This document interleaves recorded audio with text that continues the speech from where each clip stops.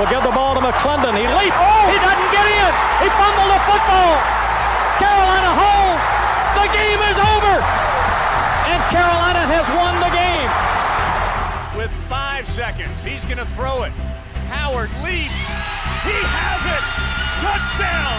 Carolina back from the dead to tie the game with 2 seconds to go. There is a flag down, but holy smokes. 2 and 4 in overtime games. Carolina 1 and 3. Here from under center. Give off to Greg Little. Little pulls away. Little is going to score. Carolina wins. Snap back, spot down. The kick is cleanly away. It is good! And it's with yes, a 54-yard field goal. And how about them Tar Heels? They do it! Possible win. Snap, spot, kick away, high enough, long enough. It's good! It's good! Carolina has won the game on a 42-yard field goal by freshman Hunter Burns. In his end zone. The punt, very high. Switzer will have room to return it. He fields it at the 40. Coming near side, Switzer at the 50. Switzer, 45, cuts back at the 40. 35, breaks a tackle at the 30. Still on his feet. No, he's not. Yes, he is. Ryan Switzer for 6. He is doing his best Giovanni Bernard impression. Ryan Switzer again. Bernard fields it at the 26. Heading to the far side. Gio at the 35. Gio, he's at the 50. No, he's not. Yes, he is. Gio is going to take it for a touchdown. Are you kidding me? What's going on, guys? Welcome into another edition of the Heel Tough Blog Podcast, the 499th edition of the Heel Tough Blog Podcast. We are nearly at the 1,000 mark. I don't know. That's not a century mark, right? No, it is a century mark, right? No, I have no idea. This is why I failed out of math once I got into high school. But we are closing in on a very, very memorable episode coming up. But tonight, look, a memorable moment for a lot of guys over the weekend as their NFL draft, their NFL careers started. A couple getting drafted in the NFL draft on Saturday to complete the weekend for Carolina. And, of course, all started with Drake Maye. We're going to talk about the 3 guys that got drafted for Carolina over this 3-day stretch in Detroit. And we'll also talk about a couple of the guys that didn't get drafted, and could they potentially have a chance to make the rosters that they are on. A lot of guys, 6 to be exact, actually 7 now, former Tar Heels, a guy that didn't play his last 2 years with Carolina, but came back, participated in the Pro Day, so we'll put him in there as well. We'll let you know about all those guys. I do have a couple of notes for you, including one about a future quarterback who is shining right now in the camp series that are going on here in the offseason before his senior season. That's a huge thing for Carolina to look forward to in the future at their quarterback position.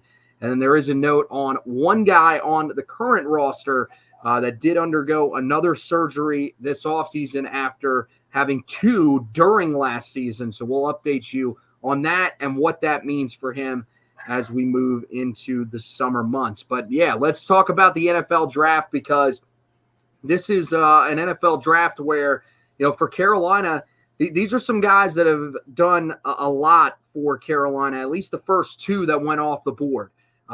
Quarterback Drake Maye, we expected him to go early in the first round. He did. First pick, third pick of the first round. He goes off the board to the New England Patriots.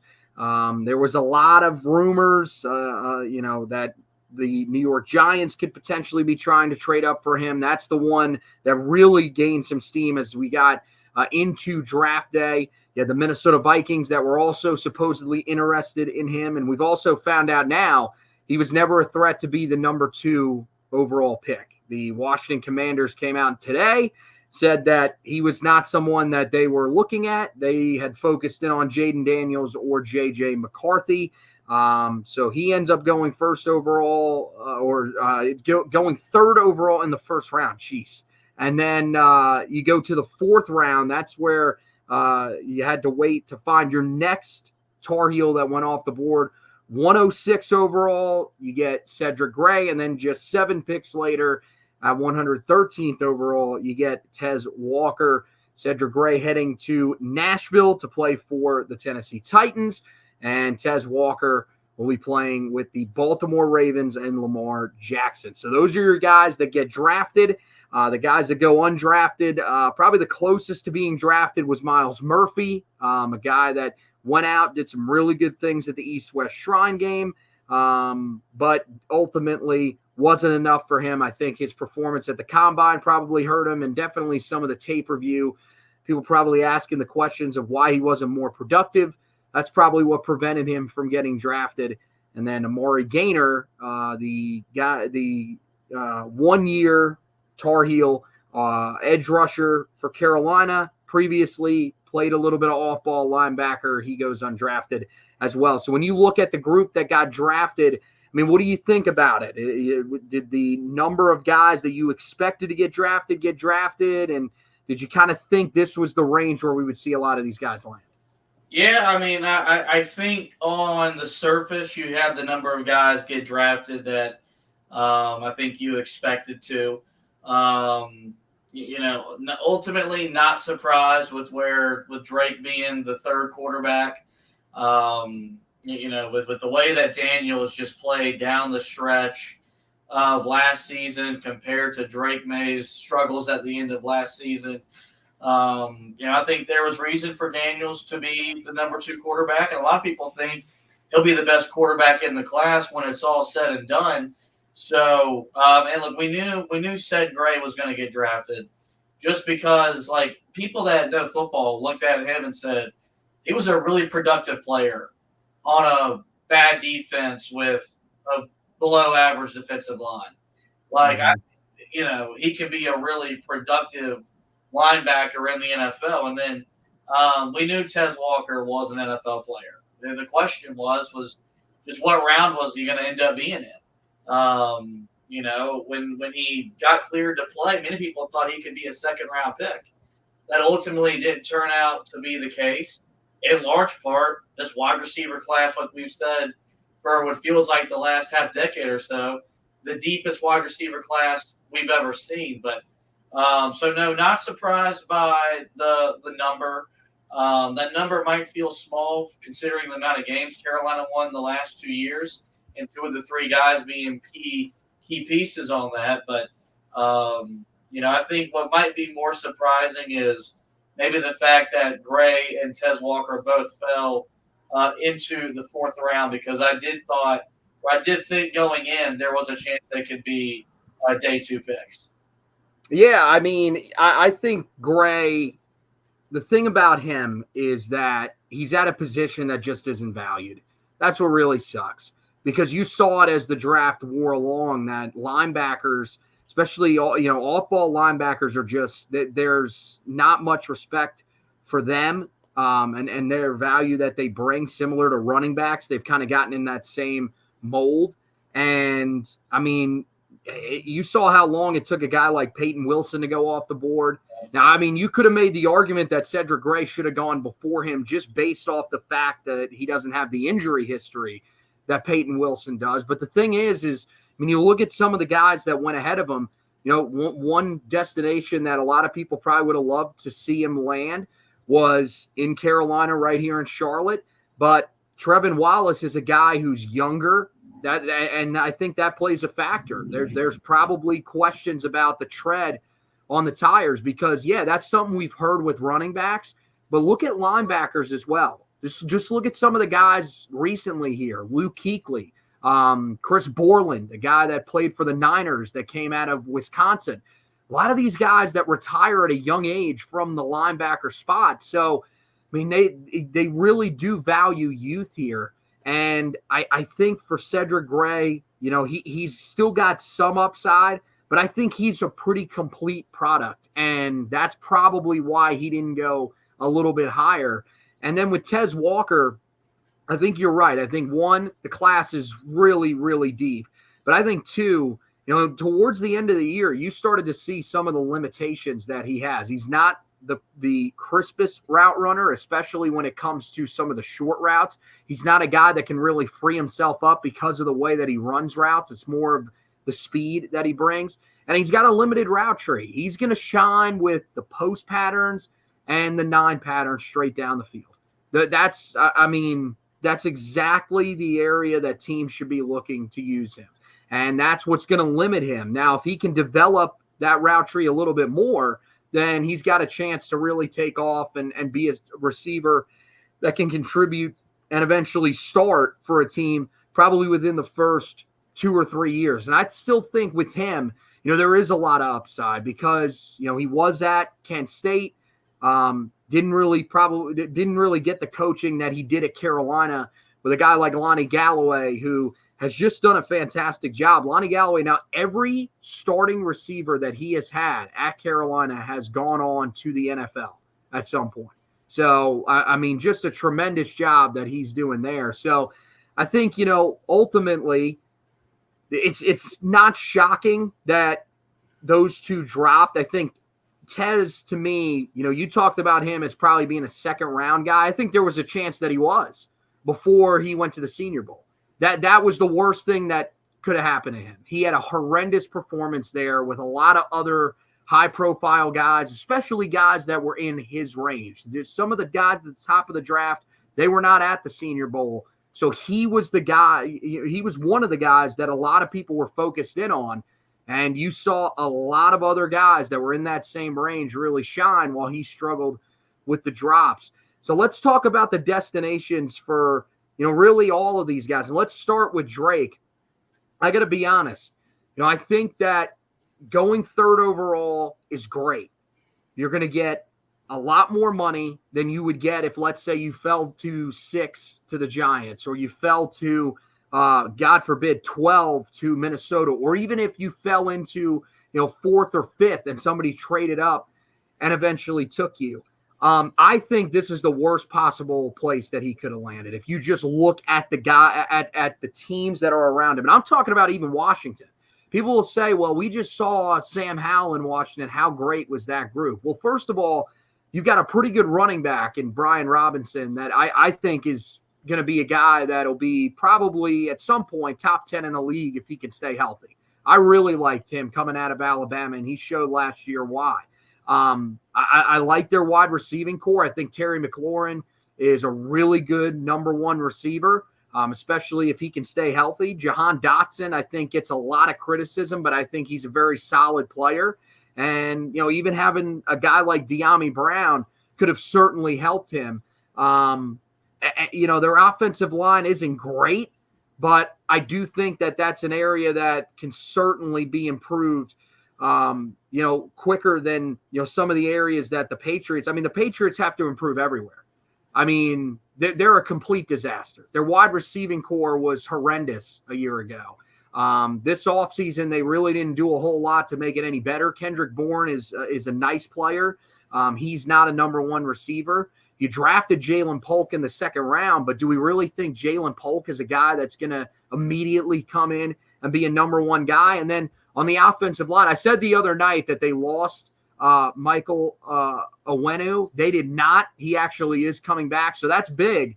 But that offensive line still is not great. Are you with me? I'm kind of concerned about the situation that he's potentially walking into. Yeah, look, on the surface, I don't hate it because he's in a position to where I could actively root for him.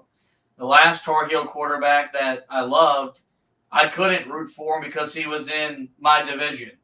And it was very hard to watch him play against my Cowboys and want him to get sacked, want him to throw interceptions. I didn't want to go through that again because I felt like I was betraying one of my favorite Tar Heels. So I'm glad I don't have to go through that. But I think Drake is in as worse a spot as any first-round quarterback taken in the draft. Yep. Like, I hate saying that because I know how good he is and I know what he's capable of being. But I didn't love the hire of Gerard Mayo in New England. You look around that offense, there's not a lot of people up there that scare you. Like, I don't know how much help he's going to have as he makes that transition to the NFL. And, for a lot of people that thought he needed to sit, I hope he sits, because you're looking at a situation where, depending on how much he could play right away, he could be broken. And you could be talking about a guy that would maybe never be able to get his confidence back to be the type of quarterback that he's capable of being. So I hope New England sits him, and I hope they try to build up around him, because I think if they give him the weapons and they get better up front, there's no doubt in my mind this guy can be a top 12 quarterback in the NFL 5-7 years from now. But if they play him right away as currently constructed, I don't see Drake May being the quarterback we thought he was going to be when he left Carolina, which, we're under the impression of, like, in my opinion, he was the second best quarterback in the class. I thought he was better than Jayden Daniels. I would have drafted him 2 overall. But, he doesn't have what Jayden Daniels has around him. He's not going to have the same production that Jayden Daniels is going to have around him. So, I'm concerned. Glad he's not in the NFC East, but I was really hoping with all my hope that the Minnesota Vikings were going to go up and get him, because I thought had he landed in Minnesota, I think you could have been talking about a guy that could have challenged Caleb Williams to be the Rookie of the Year in the NFL. Yeah, I mean, look, I don't know if he would have ended up being the starter there. I would expect so, considering that J.J. McCarthy is, but a lot of people had really become infatuated with the thought of sitting him. And I'm with you. At this point, yeah, sit him. Let Jacoby Brissett have to deal with that offense. And, I don't know. They did acquire some names that people probably will know in the offseason. KJ Osborne, I do like that pickup from Minnesota. Very solid player. But the thing is, you wonder how much is going to be on his plate as opposed to what was when he was in Minnesota, where he was really the third, fourth receiving option. Here, is he going to be the second receiving option? At times, could he even be the first receiving option if guys aren't able to stay healthy? That's been one of Kendrick Bourne's biggest issues. I think you like what they did in the following days, after they made the pick. In the next 2 days, on Friday, they get Polk, they get their left tackle, Caden Wallace, who a lot of people think is going to start. Really, really good player that did a lot of good things at Penn State the last couple of years. He also gets Javon Baker, who they pick in the 4th round. I like all those moves. But, yeah, I still question what exactly this is going to look like if he has to get out there. Now the thing is game plan wise, so you're saying you believe that he should sit the entire year, even if Jacoby Brissett does end up struggling? Because I think in a lot of people's minds, they think there's a good chance that if Brissett struggles, that he's probably going to come in there as, later on in the season. If things get bad enough, do you think that they should give him the opportunity? Or if it just looks that bad, do you think they should hold off and wait until the offseason when they can put more around him and then maybe go to him in year 2?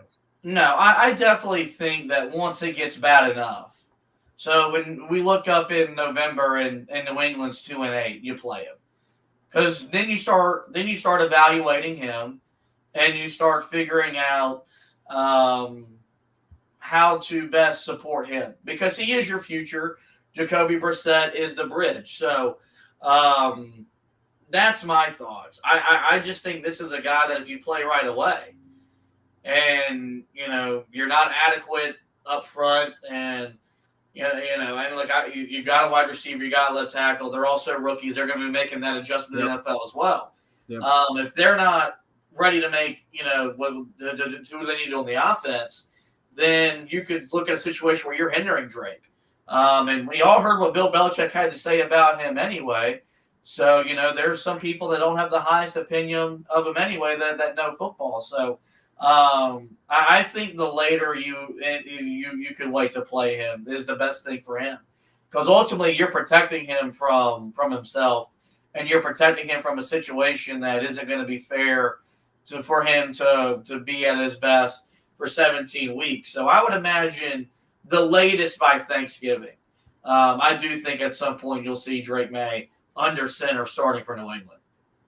Yeah, well, I mean, look, the thing is when it comes to Bill Belichick, I mean, just the spot that he pretty much got fired from, I don't know how much you can really take away from that breakdown. I mean, yeah, is there a chance? I mean, there's things that he pointed out that he certainly needs to clean up, but I don't know if you look at that and say that's what you should base your opinion off of when it comes to Drake. So, yeah, definitely not the greatest situation that he goes into.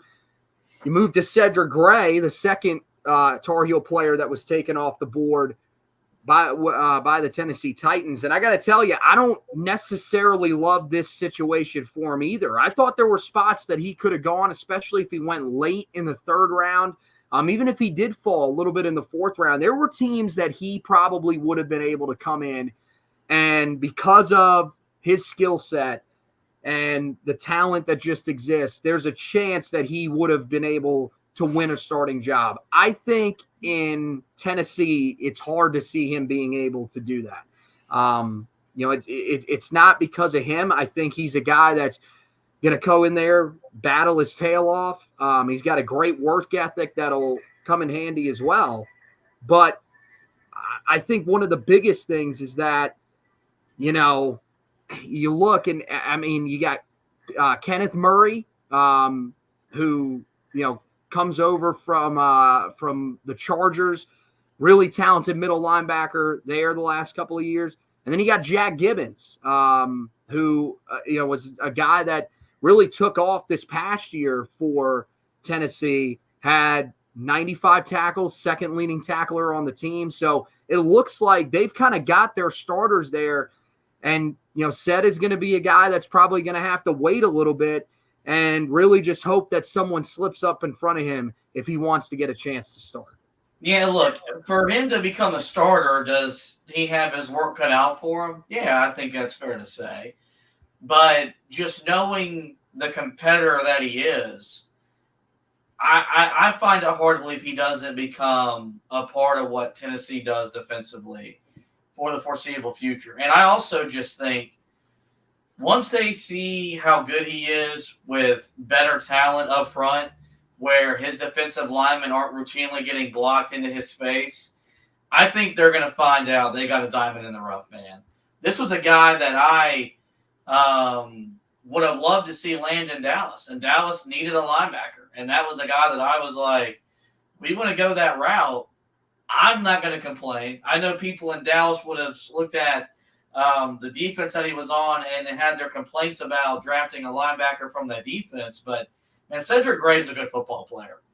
Mm-hmm. And we got to see that on the field for the last couple of seasons. So, I just find it hard to believe, knowing how competitive he is, that he's not going to be a role player on that defense for the years to come.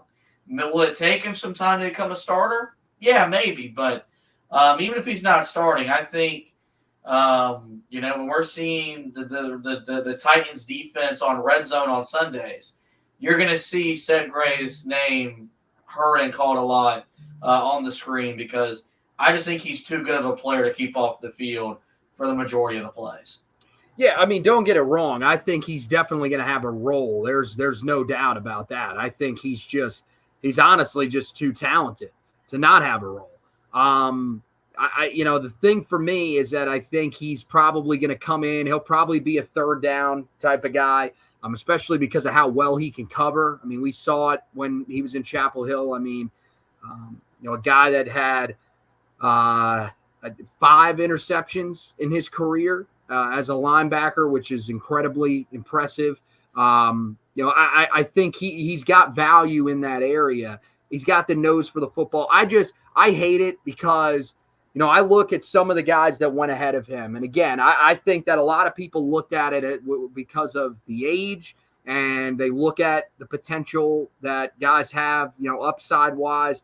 It's once you get into those mid rounds, it's very similar to the NBA. They look for guys that have upside to become special players. And I think that he's still a pretty special player with what he does. I think he's, a great mix of a modern off-ball linebacker, but he's got that old school mentality at times where he can just come down into the box and make plays repeatedly over and over again in the run game. And you mentioned one of the things that I think really hurt him is that he didn't have a defensive line in front of him. Who knows how good this guy could honestly have been if he had a legitimate defensive line in front of him. And now the good news is that he does. He definitely has that in Tennessee. I mean, you're talking about, a guy in Jeffrey Simmons, who is one of the best in the league at his position, an absolute monster down there at at defensive tackle. T'Vondre Sweat going to be the nose tackle there. Now we got drafted in the second round. Tremendous player who could have probably gone in the first round. If he was just able to stay on the field probably a little bit more at Texas. And then, Harold Landry, really good edge rusher as well. So they've got a great group that's in front of him. And when he does get on the field, I think there's going to be plenty of opportunities for him. I just think the thing is that when you look at some of the other destinations, Pittsburgh was a spot that we heard he could possibly go to. You look at what Peyton Wilson is going to have to battle there. That's a guy that probably can come in and win his starting job right away in Pittsburgh. I think there's some challenges in front of him. Another one, I really thought, and as much as I would hate it, I really thought that if he landed with the Dallas Cowboys, I really thought he had a chance to potentially be a starter there. So those are some of the areas that I think if he lands with those teams, I really think he would have had a chance to be a starter right away. And that's the only reason that I don't like this one as much as some of the other ones. You move on to Tez Walker, and this one, a lot of people would probably say, well, you look at how good the Ravens were, how good that offense was, how much of an opportunity really is there for Tez in Baltimore? Well, the answer is really good. Honestly, this is probably the best situation that any of the guys that got drafted or any of the ones that were picked up as undrafted free agents are walking into. Now, look, Zay Flowers is their number one receiver. There's no question about that. If he's healthy, Rashad Bateman is going to be your guy on the outside opposite of him. But that's the key. Rashad Bateman's a guy that's been on and off the field. It seems like every year, especially being a guy that's had him a few times in fantasy, this dude gets banged up at least 2 or 3 times a year where he is going to miss games periodically. And so there is a huge chance here for Tez to step up and be that primary backup to him. This is an offense that, Zay Flowers is capable of being that deep ball threat down the field, but he does so much more than that. He's very similar to Steve Smith.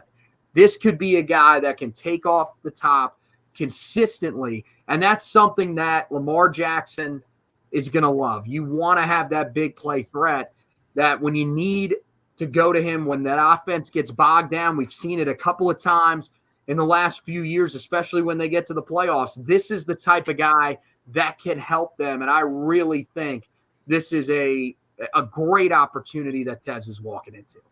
Yeah, no, I think he may be landed in the best spot of all 3 guys that got drafted, because I think from a fit perspective, he fits really well with what Baltimore wants to do.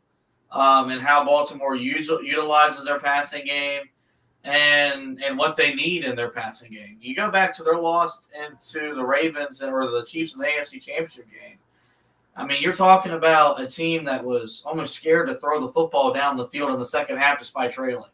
Mm-hmm. They had no one that they could get the football to. They had no one that could make big plays, it felt like, in big moments. We saw Tez at the end of the back half of the season last year When he came in, he made an immediate impact as a vertical passing threat, a guy that could get down the field and make plays. He's also a guy, though, that if you just get the ball in his hands, he's so electric after the catch because he's so fast, he's so physical that he can make a guy miss or two, and then it's off to the races. And frankly, that's what Baltimore is looking for. That's what the NFL passing game has. You look at what Kansas City does. Like, yeah, they've got the great quarterback, but a lot of it is just getting their guys in space and then making plays. Tez can do that. And while I'm not the biggest fan of Lamar Jackson, he has the chance to elevate Lamar and really put him in the best position possible to be a quarterback that can compete to win Super Bowls. So love the pick, love the fit, and I think Tez Walker will be a great addition to someone's fantasy team, in addition to being part of a Ravens team that's looking to get over the hump with Lamar Jackson at quarterback. Yeah, I mean, look, I don't think there's any way that he's not that primary rotational receiver, which in an offense like that, it's also important to note that in an offense like that where, they've got some explosive guys like Zay Flowers and Rashad Bateman, you're going to have other guys. When you're going deep that often, you're going to have other guys that can come in and relieve these guys. And Tylan Wallace, who's a guy who's been there for 3 years now, good special teams player. He's a guy that's done nothing at receiver. He has 7 catches in 3 years. So there's no doubt in my mind that he is positioned to make a big impact in that offense and do so immediately. And like I said, if this is a guy that I think you look at just the speed, I mean, getting the ball in his hands was a focus at Carolina because of what he could do after the catch. But, of course, the deep routes, what he did before the catch was so special. If he can develop that route tree a little bit more and become a guy that can be relied on in all 3 levels, and I think it's possible that he could be a big part of what Baltimore does moving forward. And that's what we're hoping for Tez, because we saw how effective he could be in this offense for Carolina, and we wish we would have just gotten to see it for the entire season because it could have been something extremely special. You look at the guys now that Carolina that didn't get drafted out of Carolina, but that did land with new teams, and we'll just go in alphabetical order here. British Brooks lands with the Houston Texans as an undrafted free agent. All these guys, by the way, signed with their teams. That'll be important here because we'll tell you about 2 guys that didn't, that are in a little bit of a different scenario. Amari Gaynor signs with the Las Vegas Raiders. He was actually the first undrafted Tar Heel to be signed. Tamari Fox also joining him out in Vegas. Then you got Miles Murphy, another interior defensive lineman, going to the desert with the Arizona Cardinals, and Spencer Rolland heading back home, really special for him, to play for the Minnesota Vikings. 2 guys that were invited to mini camps. So this means that they're not signed as undrafted free agents. It means they won't necessarily be with these teams in training camp unless they impress these staffs enough when they are there in mini camp. William Barnes with the New York Giants. Not shocking that the Giants want to take a flyer on a Tar Heel offensive lineman. They've done it plenty of times here in the past. And then also, this news just came down today. Beau Corrales is actually going to be in mini camp with the Patriots. So that's going to be really cool. Drake will get to work with him, someone that he is relatively familiar with. And also, you just have to love that for Beau. I mean, this is a dude that has been through so much, so many injuries at Carolina. Part of the reason why he transferred. He goes to SMU, he gets hurt, and then at Texas State, he just never really catches on. So this is a great opportunity for him. I don't know if it necessarily means he's going to land in New England, but hopefully he can maybe find his way on to another roster. That'd be a great opportunity for him because I think the talent level is there as he showed during the pro day. So when you go through those guys, I mean, what do you think of the situations? I mean, who has the best chance, you think, to catch on? I mean, I think, to me, there's 2 that are very clear that I think have a chance to make the rosters that they landed with, and everybody else probably going to have to battle pretty hard. Yeah, I mean, look, it's hard for me to say because I don't know all these other rosters. Like, I know the Cowboys or the Panthers. I think the biggest thing is I just want to know what these guys, how they'll be used in the NFL, and because there's no denying that there's a talent there with the Fox or a Murphy, but you never really saw it consistently at the college level. Was it because of their talent, or was it poor coaching? You would imagine that you're being surrounded with better players and better coaching. Do they tap into that and they find something to get something out of them at the pro level that they did at the college level? And look, that happens all the time. You see guys that never lived up to the hype, never lived up to what we wanted them to be, what we needed them to be in college, but they get to the next level and they're a different player. And maybe Miles Murphy could be that guy. I don't know, but I think that's the thing I'm the most interested in is seeing all of this talent that's either been drafted or been signed by NFL teams, how those coaches use and evaluate that talent. Because let's just say for some reason Murphy makes the NFL roster or Tamari Fox makes the NFL roster. And whether they become impact players or not, if you're putting more and more guys in the NFL, it's a bad look on the current coaching staff and the previous position coaches because you were then doing less with NFL talent. So that's what I'm interested in to see what happens with them because I think there was talent there that was never underdeveloped. Be interested to see does that pan to fruition in the NFL. Yeah, I mean, look, I think to me, Miles Murphy's your best chance to have a guy from this group that makes a roster and really takes off. And the reason why is that you saw at the East-West Shrine game that when he was being coached by NFL guys, there really seemed to be something there. They unlocked something. And yeah, look, do I think that maybe coming out of high school he was a little overrated? Certainly. When I went and watched him in high school, I thought there were some things that concerned me a little bit about him. And, it was for me, I went and watched him play a full game at Dudley one time. And, there were a couple of times where it just kind of looked like he was taking plays off. And I said, you know what? He's a defensive lineman. He's a guy that's in high school. And, this is a team that, his team was dominating. And at the time, I just kind of passed it off as nothing. I think you saw that at times at Carolina. And so to me, for him, it's all about unlocking the motor because the physical talent is there. Like, I don't question the ability to be physical. You saw it when I went and watched the East-West Shrine game, when I watched some of the reps that he took in practice. That was what you thought you were going to get with him coming to Carolina. And the other thing that I will say about his situation at Carolina, there's actually two things. One, I don't think he ever really had anybody beside him at the defensive tackle spot that could really help him out, which kind of led to him being doubled a lot. You look at, and he's still on the roster. He's still going to play a big role. And I think he's done some good things for Carolina. But to me, he's a guy that should be used situationally. But Carolina hasn't had anybody step up. Kevin Hester Jr. is not a guy that should be starting for Carolina, but he is. And he started multiple years next to Miles Murphy. And that's the problem. That's not a guy. That's a guy that gets watched out in the run game because he's undersized.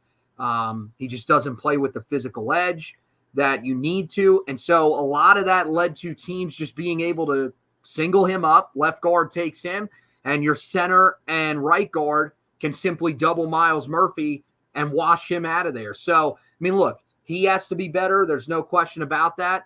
But I also think a lot of it is the coaching. We've seen it with this defensive line, and I've said it so many times. You don't have this many talented dudes coming out of high school, guys that are rated 4 stars and high-end 4 stars as well, even guys that are 5 stars along that defensive front, and none of them pan out. That shows me that it's coaching. And I'm going to be interested to see. This is a year where you got to see that group take a step forward because we don't want to be doing the same thing when we're talking about Jahvaree Ritzie. You'd like maybe for Des Evans to blow up this year a little bit more because he's being coached by a guy like Ted Monachino. Can Ted Monachino finally unlock guys like that, guys like Travis Shaw, who's a former 5-star prospect? If he can get that done, that's going to show you everything that you needed to know, that Carolina waited a little too long to move on from Tim Cross, and that could have been the reason why a guy like Miles Murphy's growth was stunted. The other guy that I think has a chance to make the roster, I really think that Amari Gaynor has a chance to make that Vegas roster. And the reason why is because of the versatility. He's a guy that at Carolina played off the edge. And I think, we didn't really talk about it a whole lot. And why would you? Because of the season that Kamen Rucker had. But this was a guy that had 6 tackles for loss, 2.5 sacks, while playing a little over 300 snaps. So it was a guy that didn't play a whole lot, didn't, have the role that he thought he was going to have when he came to Carolina, and yet still was pretty effective when he was on the field. But also, you go back and look at what he did when he was at Florida State at linebacker.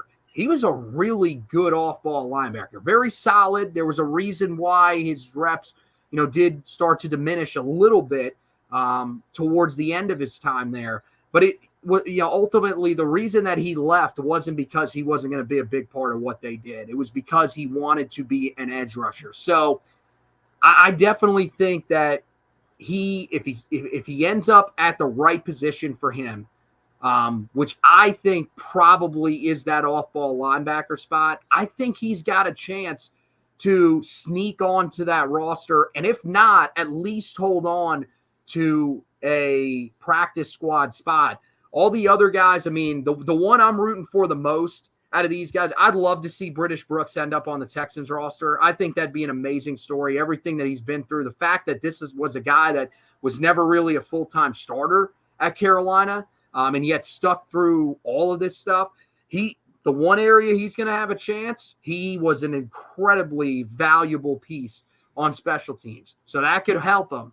But I think that with the way that running back group is laid out in Houston, I don't know if that's possible. And a lot of the other guys, I think it's really going to take a lot. Just like with British, I'd love to see Bo Corrales catch on somewhere. It'd be really awesome if it could be in New England.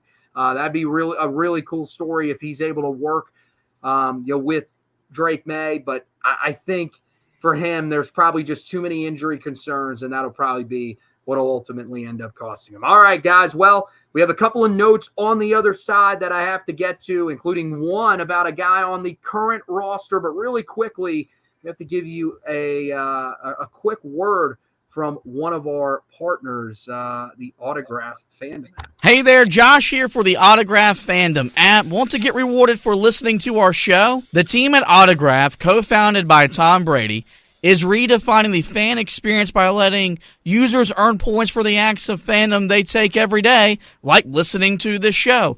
The Autograph Fandom app gives you access to your favorite UNC content in one place and offers rewards like tickets, exclusive merchandise, and much more. You're already listening to our show, but now you can earn points and get rewarded for it. Head over to the Apple App Store and search for Autograph Fandom Rewarded and download it today for free using the referral code HEELTOUGH. Link and code are also in our podcast description. Hey there, Josh here for the Autograph Fandom app. Nah, you can't read it twice. That's the thing. I always forget to take the loop off of there. But we do really hope you guys check out the Autograph Fandom app. Plenty of great things on that app. You've got all the different articles, all the different podcasts, all your news is in one spot. Of course, we do hope you read the Heel Tough blog news that is in there. That would really help us out. But the big thing is that it's a great experience for you guys. It helps you earn points, which you can put towards rewards like tickets, which is great. They sent people to the tournament games this past year, games in the regular season, and they're going to want to do a lot of that again this year, including, I believe, football games as well once we get into football season. So plenty of great opportunities. Make sure now is when you are stacking that up. We got all this transfer portal news on the basketball side of things, a ton of news on the football side of things going on as well. This is the time to collect those points, guys. So make sure you head over there and check it out. One of the things that you could read on there coming up. I will put the article out tomorrow for you guys. Will be an article about where the Tar Heel wide receiving core stands with all the injuries. And it mainly focuses on Kobe Paysour. And the reason why is that he underwent a third surgery this offseason for a broken foot. Or not this offseason, within the past 6 months on a broken foot. Now, the first one was the broken foot that he suffered in the middle of the season. That was in preparation for the Miami game. That one was his left foot. He got that repaired. That foot is fine. He then, as he's progressing back, everybody remembers he was back for about a week, was hoping to play in the bowl game, which would have been huge for Connor Harrell to have him out there. And he ends up breaking his right foot in practice, both non-contact injuries. Well, he ends up having the surgery on that one. It doesn't heal correctly, a little bit of swelling. And so they go back in, and he just had a third surgery, I believe, within the last week and a half or so. Mack Brown spoke to the media last Tuesday and talked about that and said that it's not something that he's worried about. He feels like it's not going to keep him out of any summer workouts, and that he should be good to go around mid-June, which is when they will start those. Look, I don't know how concerned we should be about this because I'm not a doctor. And the thing is that, look, we used to know more than we do now about the injuries. Now we know nothing. We usually, most of the time, Mack Brown's giving us upper body, lower body, like it's hockey. I mean, we have no idea half the time what's going on. That was one, the season was over for him. So they told us both times that it was a broken foot. So we know that much about it. But other than that, I mean, there's not really much that we can do here except guess. I will say that this is not what you wanted to hear. You would have hoped that this would have progressed a lot easier. But I mean, when you have breaks, especially in the foot, it's never easy. And the thing that sucks is we've seen this before, and now he's lucky. This, is not Liz Frank. It's not something like that, which we've seen guys have trouble coming back from before because it's something that sticks with you. But it's certainly not great for him that he's having to deal with this, and especially in both feet. And for Carolina, man, this is a huge piece for them because he was so valuable. I mean, we talked about it. I believe it was the first 6 games of his career. Whenever he was on the field, he led Carolina in receiving. And I mean, look, man, we saw it last year when he was out of the lineup. It was huge for Carolina, so they need him back out there. Yeah, especially with, you breaking in a new quarterback, you like to have, a proven target like him on the field. But this is the downside of football is sometimes you get hurt, and sometimes it takes a while to get healthy again, and sometimes you never get healthy again. Hopefully that's not the case, and hopefully at some point this season he becomes a productive part of what Carolina's passing offense can do, because I think if this team is going to be the best version of itself, they're going to need guys in the passing game making plays. He's one of those guys. And so hopefully this is something that can get cleaned, can get resolved sooner than later, because he's been a fun and productive player to watch in his brief time at Carolina. Yeah, so versatile as well, can play on the inside or the outside. There's a lot of other guys in this room. We saw it here in the spring that can contribute if needed, but I don't know if they're a guy that can be relied on quite the way that Kobe Paysour can be. Last note here for you guys, guy in the 2025 class, their 4-star quarterback commit, Bryce Baker. Boy, he has been having a great offseason ahead of his senior season at East Forsyth High School in Kernersville. Won the quarterback MVP of the Rivals Camp Series regional here in Charlotte. And on Sunday, got the chance to shine at the Elite 11 regionals in Atlanta, and really did. He is now one of 9 guys that have earned their Elite 11 invitations, and he was one of just 2 in attendance in Atlanta that earned it. The other guy, by the way, the number 1 quarterback in the class, Julian Lewis, So he really did a great job of standing out for those Elite 11 guys. And he will become the 6th Tar Heel quarterback commit to make it to the Elite 11 finals. Of course, the last one to do it, the guy we talked about earlier in this edition of the podcast about landing in the NFL, Drake May. So that'll take place in mid-June in Los Angeles. I don't remember if they still do the show. I'll have to go back and see if they still do that. If they do, I think it's on one of the streaming platforms.